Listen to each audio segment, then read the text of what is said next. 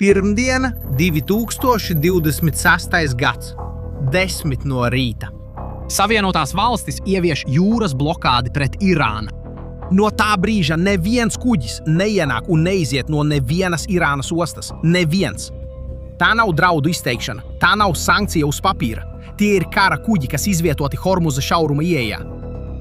3 aviācijas bāzes kuģu triecienu grupas, 21 kara kuģis, vairāk nekā 100 lidmašīnu, 10 000 karavīru. Irāna nedēļām ilgi bloķēja šo pašu šaurumu, liedzot visai pasaulē izbraukt cauri un iekasējot miljoniem dolāru nodevu par katru kuģi. Tagad Savienotās valstis ierodas un dara to pašu, tikai pret Irānu. 2 blokādes vienā un tajā pašā vietā, viena pret otru. Taču tas, kas šķita vienkārši spēka pārbaude, jau ir pārvērties par kaut ko daudz lielāku. Jo amerikāņu blokādes pirmajās 24 stundās notika kaut kas tāds, kas precīzi parāda, kurš kontrolē situāciju un kuram sāk trūkt iespēju. Pirmajās stundās pēc tam, kad blokāde stājās spēkā, ķīniešu tankuģis vārdā Rich Story mēģināja pārbaudīt robežas. Kuģis, kas reģistrēts uzņēmuma Shanghai Shuanrun Shipping vārdā, ietuvojās blokādes zonai un mēģināja šķērsot šaurumu. Vēl viens ar Ķīnu saistīts kuģis, Austrija, kas kuģoja ar Botsvānas karogu, izdarīja to pašu. Abi atkāpās. Rich Story apgriezās par 180 grādiem un atgriezās Persijas līcī. Austrija mainīja kursu vēl pirms bija pietuvojusies. Kopumā Amerikas centrālā pavēlniecība ziņoja, ka 6 kravas kuģi tika nosūtīti atpakaļ uz Irānas ostām. Neviens kuģis nespēja pāraut blokādi. Pirmās pilnās dienas beigās centrālā pavēlniecība paziņoja, ka blokāde ir pilnībā ieviesta. Un ka Irānas jūras tirdzniecība, viņu vārdiem sakot, bija pilnībā pārtraukta. 10 000 amerikāņu karavīru, vairāk nekā ducis kara kuģu un iznīcinātāju. Viss tika izvietots, lai nodrošinātu, ka nekas neienāk un nekas neiziet no Irānas pa jūru. Un tagad nāk daļa, ko lielākā daļa analīžu neizskaidro. Kāpēc tas Irānai ir tik postoši? Tas nav tikai lepnuma vai militārās stratēģijas jautājums. Tas ir laika jautājums. Un laiks strādā pret Irānu tādā veidā, ko maz cilvēki ir sapratuši. Tā eksportē $270 miljonus vērtībā preču dienā pa jūru un importē vēl 160 miljonus. Ar blokādi nekas no tā neienāk vai neiziet. Aptuvenie zaudējumi sasniedz $430 miljonus dienā. Vairāk nekā 13 miljardi mēnesī. Un nav alternatīvas. 90% Irānas ekonomikas ir atkarīgi no jūras tirdzniecības caur līci. To nevar aizstāt ar kravas automašīnām vai lidmašīnām. Taču pats steidzamākais jautājums ir cits. Irāna eksportē apmēram 1,5 miljonu barelu naftas dienā. Ar blokādi šo naftu nav kur nogādāt. To vajag uzglabāt. Problēma ir tāda, ka valsts uzglabāšanas jauda, kas ir no 50 līdz 60 miljoniem barelu, jau ir aizņemta par 60%. Tas nozīmē, ka paliek vieta aptuveni 20 miljoniem barelu. Pašreizējā tempā šīs noliktavas būs pilnas aptuveni 2 nedēļu laikā. Un, kad tās būs pilnas, Irāna būs spiesta sākt slēgt naftas urbumus. Un naftas urbumu slēgšana nav tas pats, kas aizgriezt ūdens krānu. Kad to aizver, tiek zaudēti no 5 līdz 10% no ieguves jaudas. Tas ir neatgriezenisks bojājums. Tā ir infrastruktūra, kuras atjaunošana var prasīt gadus. Jau ir pazīmes, ka Irāna to izjūt. Nacionālais naftas ķīmijas uzņēmums ir apturējis visu eksportu līdz turpmākam paziņojumam, lai prioritāti piešķirtu iekšējam apgādei. Kad valsts sāk ierobežot savus eksportus, lai izdzīvotu valsts iekšienē, tas liecina, ka spiediens darbojas. Lai saprastu, kā Irāna nonāca šādā situācijā, ir jāatgriežas dažas dienas atpakaļ uz Islamabadu, Pakistānas galvaspilsētu. Pagājušajā nedēļā Pakistānas starpniecība nodrošināja tiešu tikšanos starp Amerikas Savienotajām valstīm un Irānu. Amerikas pusē delegāciju vadīja viceprezidents Džotarijs Vents. Irānas pusē parlamenta priekšsēdētājs Galibafs vadīja aptuveni 100 amatpersonu delegāciju. Sarunas ilga 21 stundu pēc kārtas. Vants vairāk kārt zvanīja Trumpam maratona laikā. Viņš pats teica, ka tās bija pusducis, varbūt ducis zvanu. Katru reizi, kad bija nepieciešams pieņemt lēmumu, viņš paņēma telefonu un runāja tieši ar prezidentu. Irāņi nedarīja to pašu. Nebija neviena zvana atpakaļ uz Teherānu. Saskaņā ar ziņojumiem, drošības apsvērumu dēļ, viņi acīm redzot baidījās, ka saziņa varētu tikt pārtverta. Un tas atklāja kaut ko svarīgu. Tie 100 Irānas amatpersoni, kas atradās tajā telpā, nebija pilnvaroti noslēgt nekādu vienošanos. Nevienu. Viņiem vajadzēja aiznest priekšlikumu atpakaļ un gaidīt apstiprinājumu. Bet neviens īsti nezin, kurš pieņem lēmums Irānā, kopš augstākais līderis tika nogalināts februāra uzbrukumos.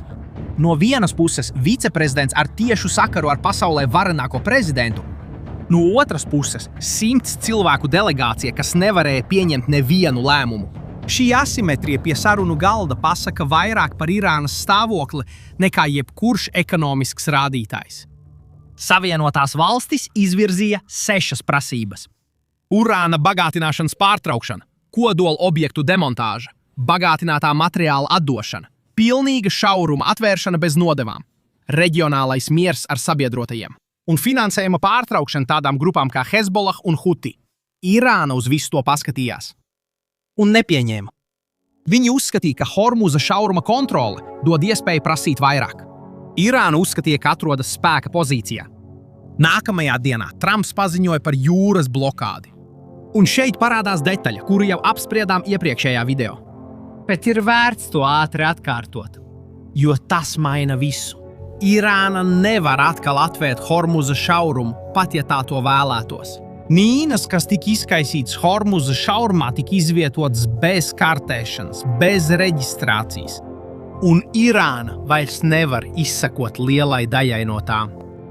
Ieroči, kuriem vajadzēja dot pārrunu spēku, pārvērtās par slazdu, no kura pati Irāna nespēja izkļūt, jo šaurums ir nomīnēts un darbojas amerikāņu blokāde. Irāna ir iesprostota no abām pusēm. Tā nevar atvērt šaurumu, lai godprātīgi vestu sarunas. Un tā nevar eksportēt neko blokādes dēļ. Tā ir divkāršs ielenkums. Un pulkstenis neapstājas. Pamiera termiņš beidzas nākamnedēļ. Taču šajā stāstā ir viens dalībnieks, kurš klusē. Un tas var izšķirt visu. Jo, ja šis dalībnieks izlems rīkoties, karš var beigties dažu dienu laikā. Ja nerīkosies, tas var vilties mēnešiem ilgi. Ķīna. Vairāk nekā 80% no naftas, ko Irāna eksportē pa jūru, nonāk Ķīnā. Saskaņā ar jūras izsekošanas datiem 14. aprīlī atklātā jūrā atradās 157 miljoni Irānas naftas bareli. Un 97% no tiem bija paredzēti Ķīnai.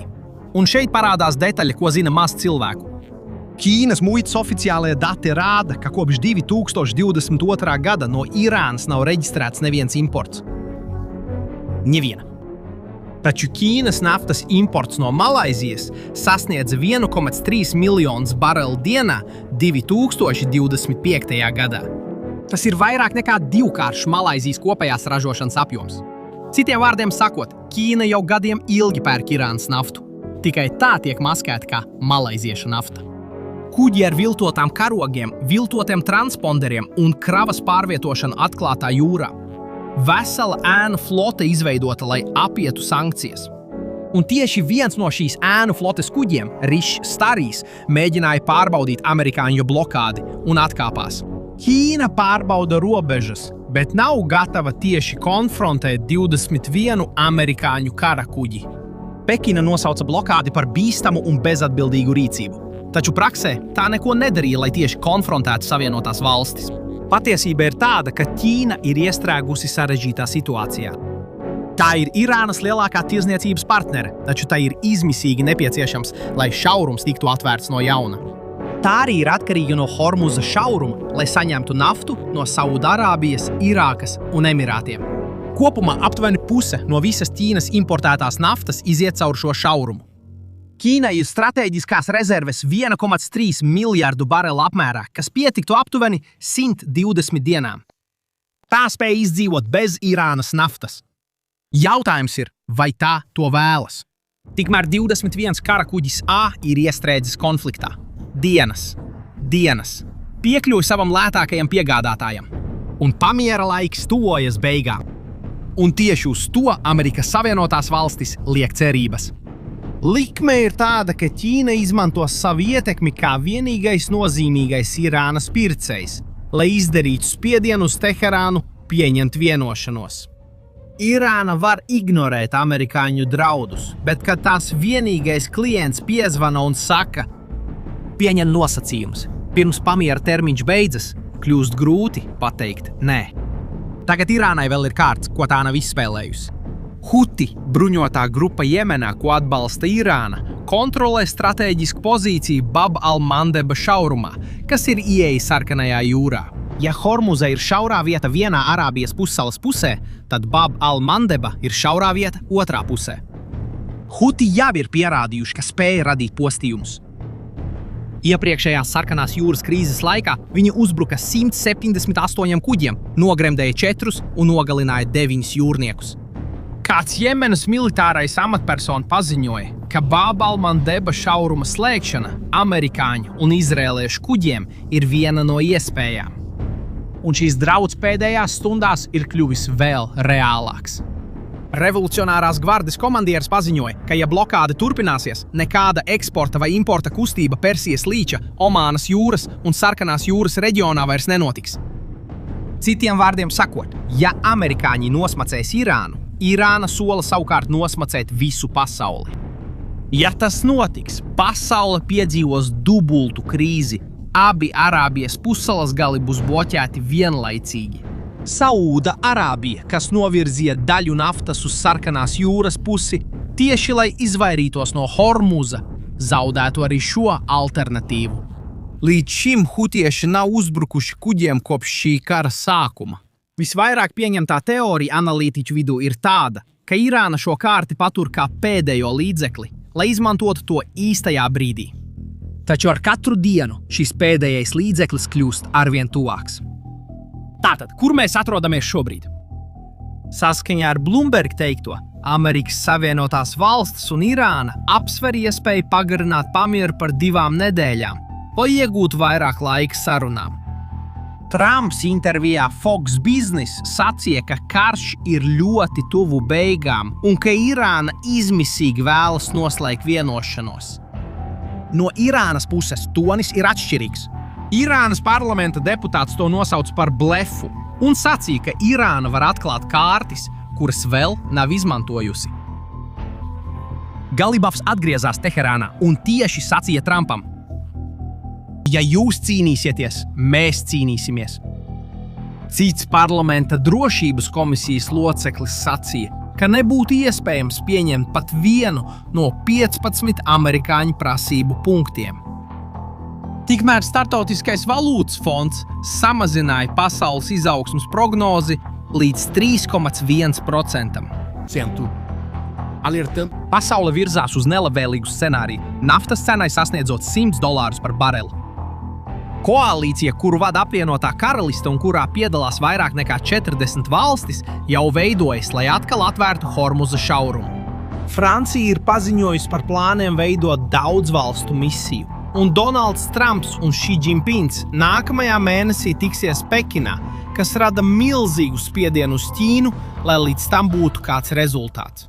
Visas detaļas kustās vienlaicīgi.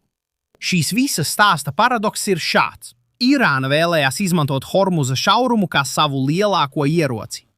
Viņi slēdza šaurumu, iekasēja nodevas un domāja, ka viss ir viņu kontrolē.